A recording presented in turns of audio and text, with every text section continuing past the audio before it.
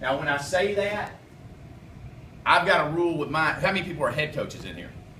All right, I've got a rule with my assistant coaches that they don't talk to parents. Here's why. That parent is looking for a weak link to tell you that his kid should be running back or his kid should be starting and everything else. And they're looking to catch that one assistant they can get in his ear. And once they get in his ear, then he doesn't want to shun the parent, 90% of them. So he goes, yeah, I agree with you. I think Johnny ought to be running the ball too. Now you've got cancer spreading and everything else. So I tell my assistant coaches, hey, if you want to play coach for me, you let me handle the parents. You go from there to your car. And if I catch a parent angling you, I'll handle that. But don't have assistant coaches talking to parents. And assistant coaches love me. They love coming to work for me because they don't have to deal with the parents. 45-second rule, that's the play rule. 10-minute rule, that's changing drills. Hit live, but hit smart.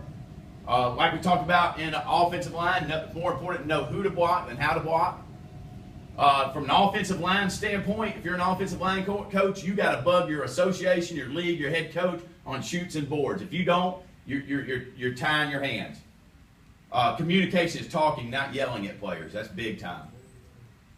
Work on fundamentals every night. Demand they do it right. Best on best. What I mean by that? Okay, so we're running you got a size team of 25. There is no sense in running your ones versus your twos all season long. I mean, it's crazy. Yeah, I mean, and I love the comment, well, golly, those twos, they were getting run all over in August and September, but by the time October got here, they were holding them to 8 yards of play.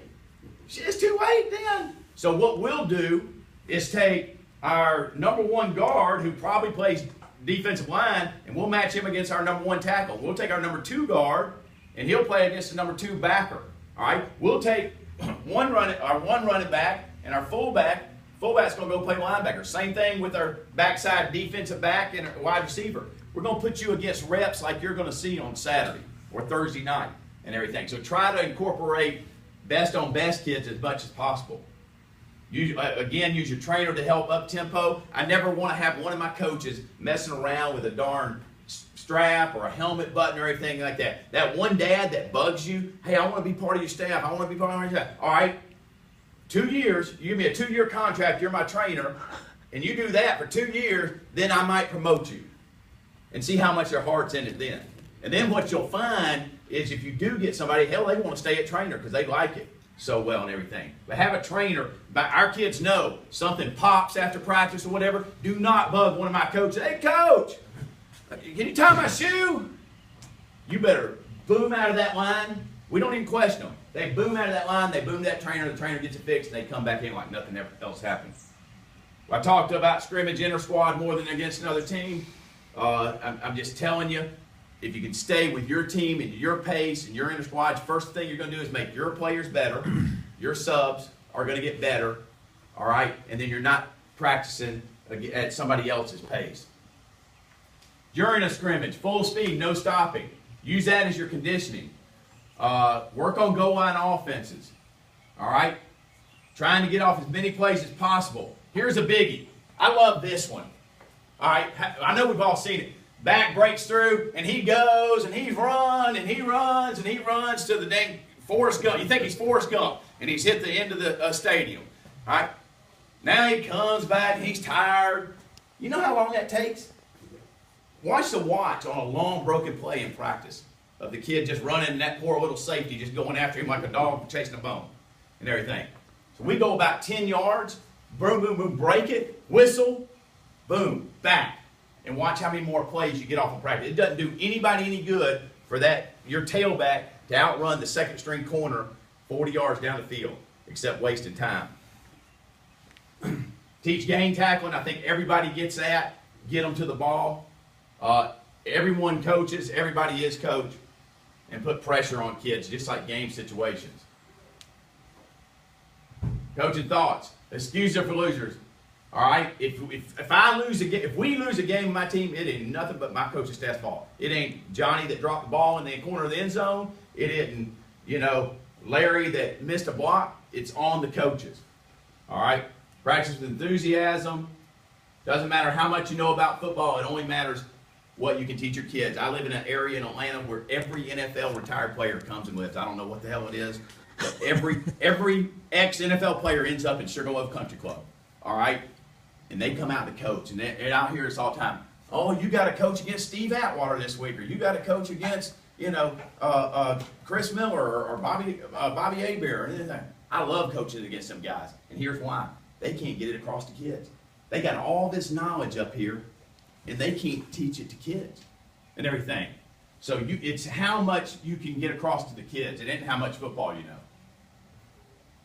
Practice checklist, reps every 45 seconds, very few kids in line, change drills every 10 minutes, tempo and intensity, no time wasters, less yelling, more coaching.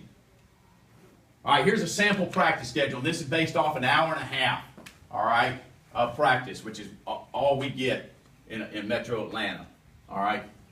6:30 practice starts. We'll go 14 minutes of stretching and conditioning drills. About 5 minutes of that stretching. The other 10 minutes is drill set up. And they're hitting the horn, and man, we're running like dogs. I mean, you talk about conditioning, because my kids know, get it there. You don't have to do it at the end of the practice, all right? What they do is they'll go harder there and during practice because they know they don't have to run at the end of practice. We'll blow a whistle. You got a 1 minute, 14 minutes, 1 minute to get water and back into the drills. We'll go to individual. On Monday and Thursday, it's offense, obviously because I'm an offensive guy. My defense coach don't like that. But on Tuesday, we'll go defense. Every day, we're hitting a little bit of special teams in that, about 4 to 5 minutes. Then we'll blow a whistle, go 24 minutes a group. What I mean by groups, if it's an offensive day, QBs and wide receivers may work together for the first 10 minutes. Running backs will go with O-line. If it's defensive day, my DBs and linebackers will work together on coverages. Then I'll flip it. Linebackers and DL will go work together on stunts and everything. You say, well, Eric, if it's defensive day and your linebackers go with your D-line, what are your DBs doing? Right back up to individual. They get them 24 minutes of individual that day. Or I'll split that period in half, and they'll go back to 12 minutes of individual, and then they're there. So if they're not in a group, they'll go back to individual with their coach.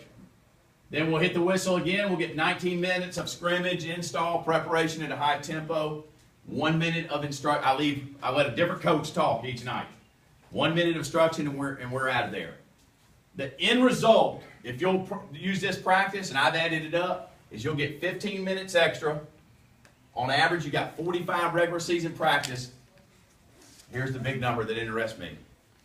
And I don't know about y'all.